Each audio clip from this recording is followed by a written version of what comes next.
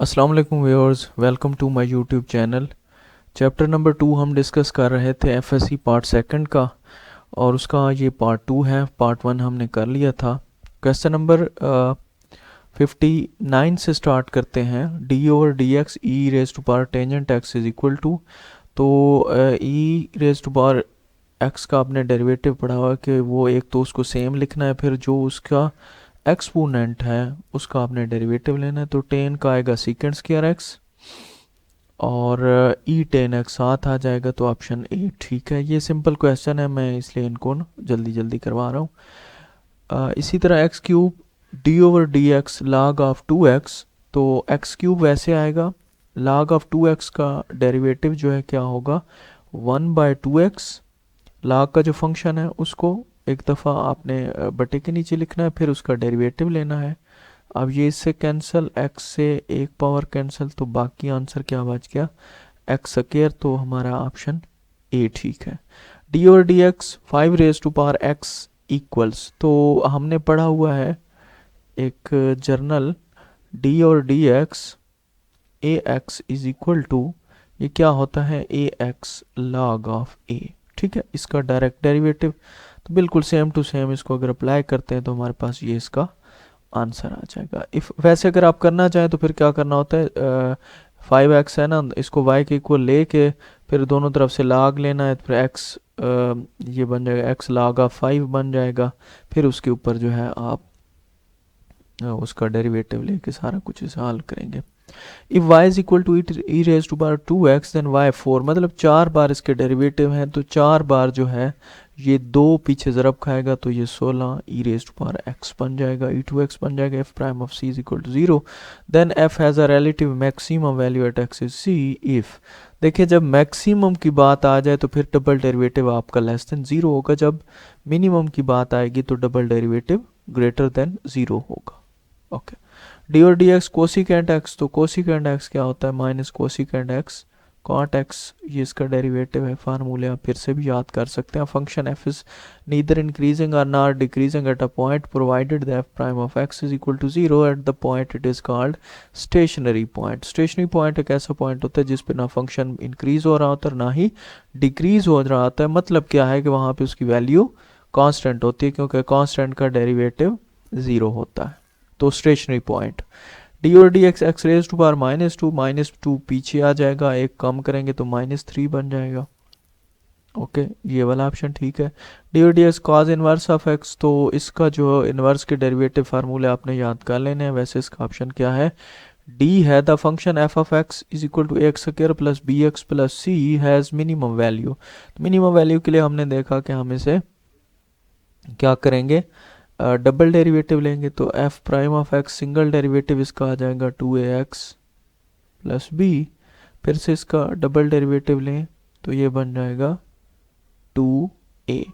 अब देखें, अगर हमें मिनिमम वैल्यू चाहिए तो हमारा ये जो है मिनिमम वैल्यू के लिए ग्रेटर देन 0 होना चाहिए। तो ग्रेटर देन 0 कब होगा, जब हमारे पास a पॉजिटिव होगा, ये पॉजिटिव वैल्यू होगी, ये ग्रेटर देन 0 होगी, तो ये वैल्यू क्या होगी, मिनिमम होगी। तो यहाँ पे a जो है greater than 0। Limit x goes to -infinity. देखिए, अब हमारा जो x है वो -इन्फिनिटी को अप्रोच कर रहा है, तो जब मॉड ख़त्म करेंगे तो बाहर माइनस आएगा, ये दोनों एक जैसे कट जाएंगे और आंसर क्या आ जाएगा, -1 आ जाएगा। नेक्स्ट है हमारे पास 1 minus x plus x square minus x cube plus x 4। ठीक है, तो ये सारे को सारा बाइनोमियल एक्सप्रेशन है किसका, 1/1 प्लस एक्स। 1/1 प्लस एक्स को आप लिख सकते हैं 1 प्लस एक्स की पावर -1, फिर इसके ऊपर आप लगाते जाएं तो ये इसका आंसर आता जाएगा। ठीक है, आर्ड के साथ माइनस और इवन के साथ plus. Derivatives of the y is equal to 3 raise to power 4 into x.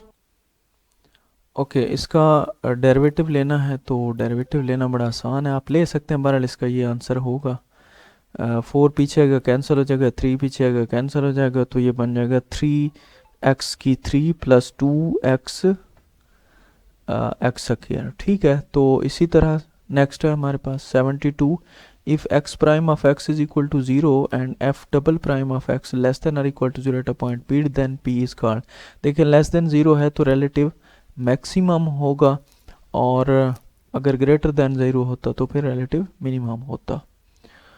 अच्छा, if f be a real valued function continuous in the interval then the quotient f of x1 minus f of x over x1 minus x is called. अब ये जो है average rate of change है, इसे आप derivative नहीं कह सकते। डेरिवेटिव तब बनेगा जब इसके साथ आप लिमिट लगाएंगे। तो let f be a real valued function continuous in interval if limit, देखें जब लिमिट आप अप्लाई कर देते हैं तो ये क्या हो जाता है, डेरिवेटिव ऑफ एफ हो जाएगा। If f of x is equal to x4 plus 2x cube plus x square then f prime of 0, तो एफ प्राइम जो है ना, आप इसका जब लेंगे तो फिर भी ये सारे के सारी वैल्यूज x में रहेंगी, और x की वैल्यू जब 0 पुट करेंगे तो आंसर आपका क्या होगा, 0 होगा। वैसे मैं आपके लिए छोड़ रहा हूँ, डेरिवेटिव ले लें और जहाँ पे x है उसकी जगह 0 रिप्लेस कर दें, आंसर आपके पास आ जाएगा। If g is a differentiable function at the point x and f is differentiable at the point gx, then this, तो डेरिवेटिव कंपोजिट फंक्शन का कैसे लेंगे, एक तो सारे का डेरिवेटिव ले लें पहले, फिर जो इसके अंदर है उसका डेरिवेटिव अलहदा से, तो ये इसका आंसर होगा। इस तरह साइन हाइपरबोलिक का जो आंसर है एक्स क्यूब है, तो ये होता है 1/1 प्लस एक्स स्क्वायर। तो जब x की जगह x क्यूब होगा तो बट्टे में 6 बन जाएगा, और फिर इसका जब ऊपर डेरिवेटिव लिखेंगे तो 3x स्क्वायर बन जाएगा। ये वाला ऑप्शन इसका ठीक है। If x and h are two independent quantities and f of x plus h can be expanded in ascending parts of h as an infinite series, then it is called, देखें ये जो series है ना f of x plus h f prime of x, ठीक है ना, f prime of x is h square by 2 factorial f double prime of x, तो ये कौन सी है, टेलर सीरीज है। अगर यहाँ पे h की जगह 0 आप रिप्लेस कर देते हैं, सॉरी x की जगह अगर आप 0 रिप्लेस कर देते तो फिर मैक्लारम बन जाएगी।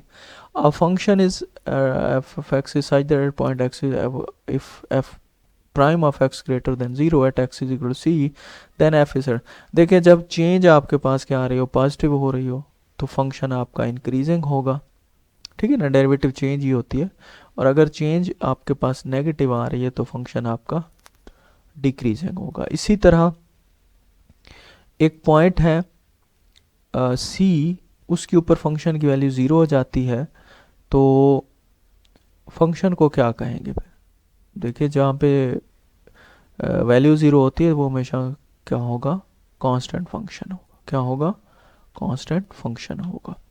अ point where f is neither increasing nor decreasing is called provided that f prime of x is equal to 0, देखिए जहाँ पे ना इंक्रीज हो रहा है ना डिक्रीज हुआ है, रुका हुआ है, तो वो हमारा क्या होता है, स्टेशनरी पॉइंट होता है।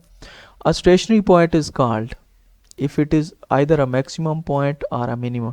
देखिए पहली तो बात उसने कह दी कि पॉइंट पहले से स्टेशनरी है, मगर मतलब क्या है कि उधर फंक्शन ना इंक्रीज ना डिक्रीज हो रहा है, तो ये मैक्सिमम पॉइंट पे हो तो इसने मिनिमम की तरफ जाना है, और मिनिमम पॉइंट पे तो मैक्सिमम की तरफ, मतलब ये क्या होता है हमारे पास, टर्निंग पॉइंट होता है, यानी कि स्टेशनरी पॉइंट जो है वो टर्निंग पॉइंट हो सकते हैं।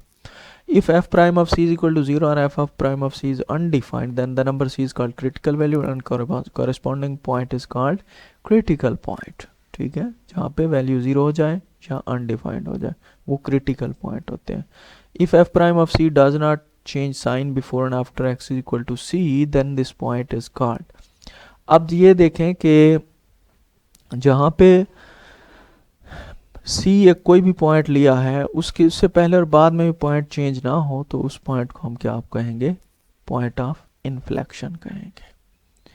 Late f be a differentiable function such that f prime of c is equal to 0, then if f prime of x changes sign from positive to negative, ठीक है, then positive to negative अगर आप जाते हैं तो आप minimum होगा, और अगर हम नेगेटिव टू पॉजिटिव जाते हैं तो ये क्या होगा, मैक्सिमम होगा, ठीक है।